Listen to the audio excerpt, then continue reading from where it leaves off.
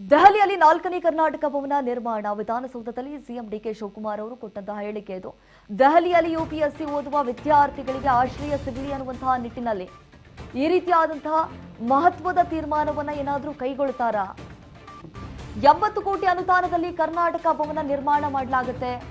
50% SC ST ವಿದ್ಯಾರ್ಥಿಗಳು, ನಂತರ ಉಳಿದವರಿಗೆ ವಿದ್ಯಾರ್ಥಿಗಳ ಅನುಕೂಲಕ್ಕಾಗಿ ಈ ಒಂದು ವಿದ್ಯಾರ್ಥಿ ಭವನವನ್ನ ನಿರ್ಮಾಣ ಮಾಡಬೇಕು ಅನ್ನುವಂತಹ ನಿಟ್ಟಿನಲ್ಲಿ ಸಂಪುಟ ಸಭೆಯಲ್ಲಿ ಚರ್ಚೆ ಮಾಡಲಾಗಿದೆ. ಯಾಕಂತಂದ್ರೆ ಬೇರೆ ಬೇರೆ ಕಡೆ ಓದಕ್ಕೆ ಹೋಗಿರ್ತಾರೆ ವಿದ್ಯಾರ್ಥಿಗಳು, ಸರಿಯಾದಂತಹ ಸೌಲಭ್ಯಗಳು ಸಿಗಲ್ಲ, ಆಶ್ರಯ ಸಿಗಲ್ಲ ಉಳಿದುಕೊಳ್ಳೋದಕ್ಕೆ.